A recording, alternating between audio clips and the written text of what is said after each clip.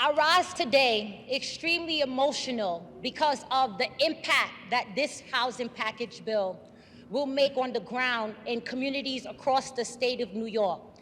As you know, Mr. Speaker, I proudly represent the 43rd Assembly District, which encompasses the communities of Crown Heights, Prospect Leopards Gardens, and East Flatbush, Brooklyn.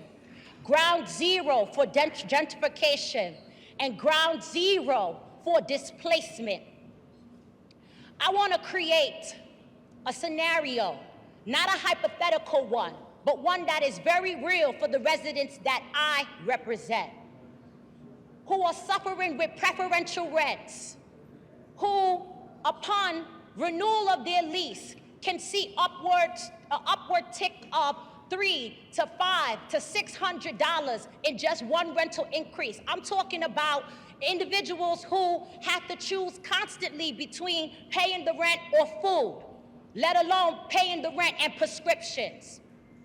I represent, Mr. Speaker, a county, a district within a county where we have the second highest concentrations of evictions. That means that every single day at Housing Court at 141 Livingston Street, someone who I represent is standing on that line.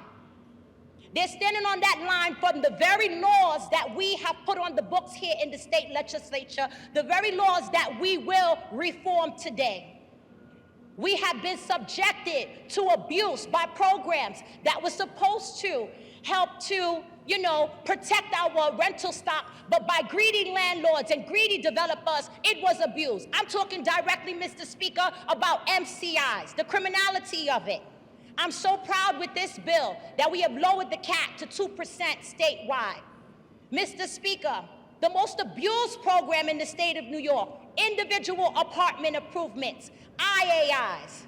We got reform on that here today, where you will only be able to take 3 IAIs over a 15-year period, and guess what? Yes, it is capped at $15,000 because no, Mr. Speaker, a toilet should not cost $3,000. Then, on top of jacking up the rents to displace long-time residents for, guess what, Mr. Speaker, people who do not look like me, because let's just talk about the racism that's in housing. After you displace the tenant out of their home, good for you, landlord. You get a 20% bonus for kicking someone out. Well, we have ended that today. There will be no more vacancy bonus, and there will be no more vacancy decontrol.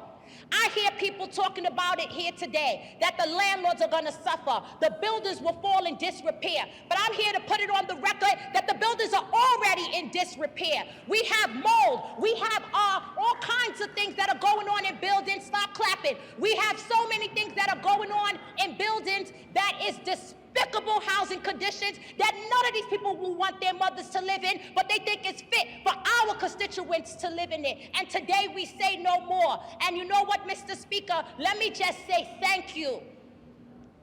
I want to see him. Thank you for your courage.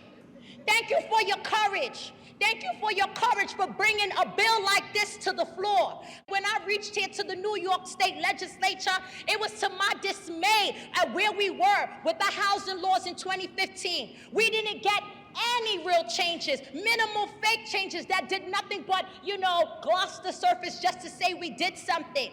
And I was a depressed legislator. You want to know why I was mad? Because every single day I would go back home after being up here serving, and I'm looking at my community fall apart. My community's falling apart. My residents are coming into the office asking us for help, and I could do nothing for them. I thank you, Carl Hasty. I thank you because this is real to the 43rd AD. We have taken great reforms with the look back. We're not going to only look back 4 years now. We are going to look back 6 years now. We're going to give people an opportunity to really right the wrongs and empower HCR to take action with enforcement for all of the bad actors. We are expanding the ETPA across the state of New York because to all of our upstate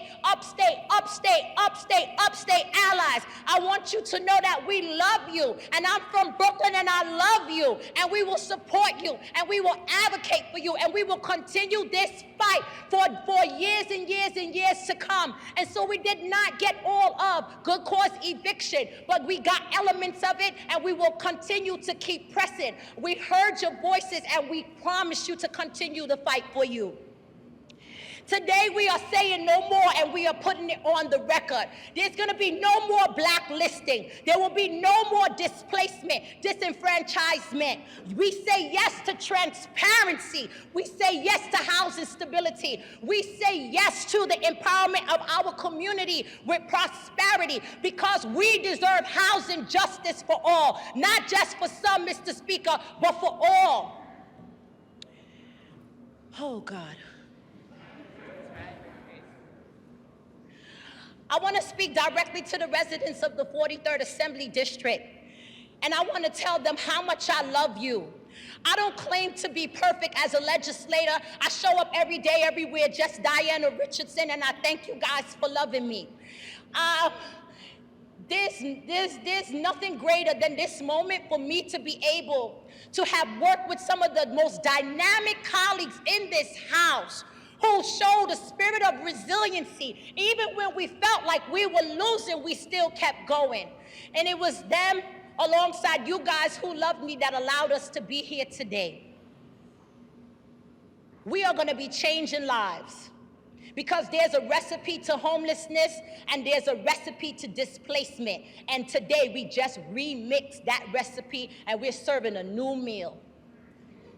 So let me say this to all those who are gonna be, what we say in the community, big mad. Oh well.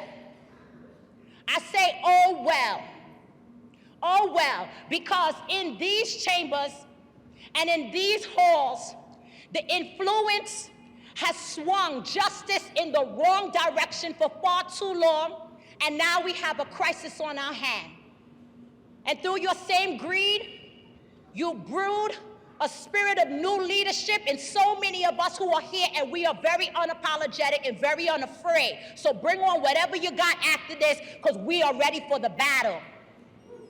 I want to say thank you. Thank you to everyone who supported us. Thank you for everyone who stood tall. Thank you for everyone for all of your encouragement. It's because of you. It's because of your love. It's because of you showing up and encouraging us and sharing your stories and not being afraid to testify and put it on the record, even when it felt like we were not gonna win. It was because of you. You uplifted us in the times where we were low, and that we are here today. I say thank you, Mr. Speaker. I say thank you, Mr. Speaker. I say thank you, Mr. Speaker. And with that, I vote in the affirmative.